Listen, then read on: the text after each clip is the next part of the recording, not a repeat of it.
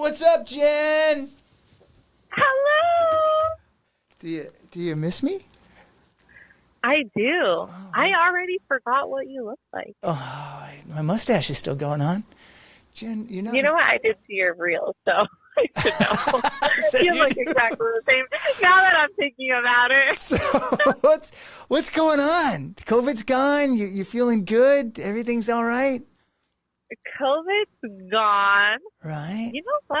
Last month really messed me up, but I am super grateful All right. of this month. Okay. I'm trying to be positive. Do you get your theme song back? Yeah. Do you? I mean, not only is it Tuesday. What is my day? Did you get caught up on the episodes with Ian here? Yeah. Yeah. He'll never be me. Let's just say that. No one's ever going to be you. Can't wait to get you back sitting here right across from me, or we're not having to talk such long distance. I know. It's upsetting. Yeah. It's all right, and you're hungry, so why don't you go eat? Yeah. And I'm gonna get this party started. Great. Can't wait to listen.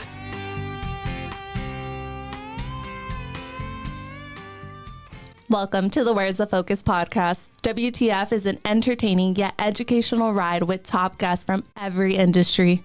Knowing where your focus goes, your energy flows. Hosted by top-selling author, sought-after speaker, leading coach, and high-level executive in the financial industry, Daniel Manginelli. So, WTF. Well, hello there. Hello there. Well, hi. How you doing?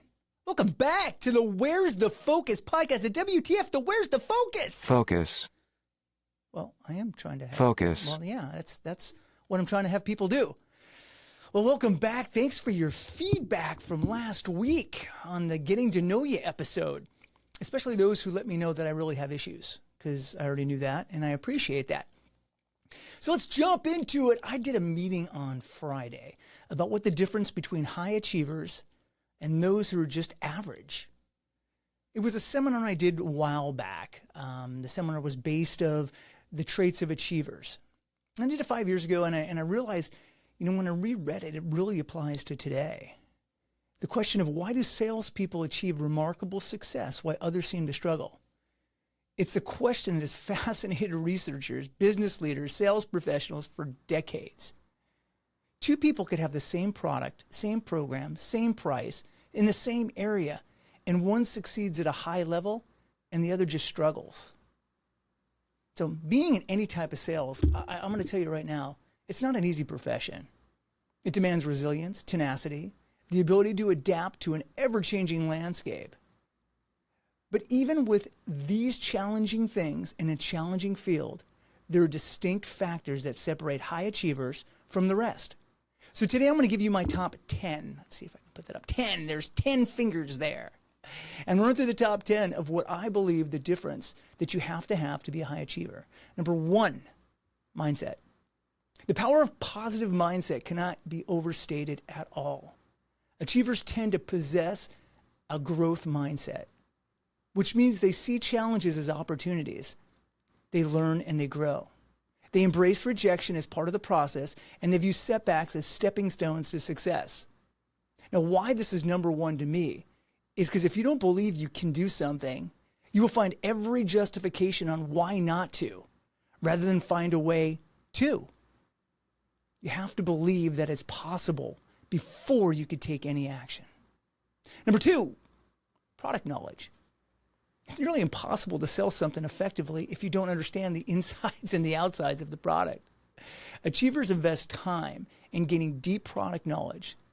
They can articulate how their product or service addresses specific customer needs, which builds trust and confidence with their clients. Let me ask you, do you read or study about your business? Do you know what your competition is doing? Are you a lifelong learner of your craft? Now, I know it's football season right now. And some of you know that because it just started last week. It's football season. And there's a lot of shows about the football season. There's pregame shows. There's all kinds of shows. And those shows show how long each player has to study and practice for just 1 hour of clock time in a game. That's it. All those hours of preparation for just 1 hour of clock time in a game. Know your craft. Know your business. Number 3, Listening skills. Sales is just not about talking. It's about listening. The best achievers actively listen to their customers, asking probing questions to uncover pain points and preferences. It's helped them tailor the process and provide solutions that generally meet the customer's needs. If you don't listen, you don't know. That goes for every relationship, right? Whether you listen to that with your wife, with your girlfriend, with your kids, you have to listen. That goes for every relationship. Because we're all selling in some way. And remember the old saying, you got 2 ears and 1 mouth. Number 4, resilience. Rejection is an inherent part of selling. And those who can't bounce back can't thrive. Successful people don't take rejection personally. Instead, they use it as motivation to refine their approach to get better. This is for everything in life. If you're going to get no's, hell, how many times do you say no to your children? Does that stop them from asking? They don't take it personal. They just keep asking. And sometimes they ask in a different way, over and over and over and over. We should all be selling like we're 10 years old. Number 5, adaptability. The sales landscape is consistently evolving. From changes in technology to shifts in customer preferences, achievers stay nimble and quick to adapt to these changes. They embrace new tools, techniques, and strategies to stay ahead of the game. No matter what business you're in today, it's not the same as it was 10 years ago, 5 years ago, last year, hell, last month. The market and business changes so fast. And so many get caught up in asking, why is this happening? And why is it happening to me? We all need to realize change is inevitable. And to perform at the highest level, you must embrace change. Now, you could take a minute to analyze, but you have to and you must adapt. My favorite Vince Lombardi quote is this: it's not whether you get knocked down, it's whether you get back up. There's 5. Let me look at that. Yes, you're right. I could see you putting the time. I want to do the time today. I want to keep everybody engaged. Most people only watch for a certain period of time, so I'm gonna keep you engaged, and I'm gonna save the next 5 for next week. Teaser alert. But I'm gonna leave you going back to number 1, because number 1 is the most important thing I think in selling in most of life is mindset. But it's not only just mindset; it's having a growth mindset. I feel the big question in today's message is, do you have a growth mindset or a fixed mindset? A growth mindset is that you believe that your intelligence and talents can be developed. A fixed mindset means that you believe intelligence is fixed. So if you're not good at something right now, you might believe you'll never be good at it. It's a fixed mindset. Time to think about growth. That your talents can be developed, and keep pushing to learning and find a way. Or just keep doing what you're doing and expect something different. Isn't there a saying about doing the same thing over and over and over and expecting a different result? Insane. Yeah, that's exactly a nice pull there. It's exactly what it is. You have to have a growth mindset. And that growth mindset means that you believe your intelligence and talents can continually be developed. All right, people, tune in next week for the rest. There's 5 more traits of an achiever still coming your way. Can you believe that?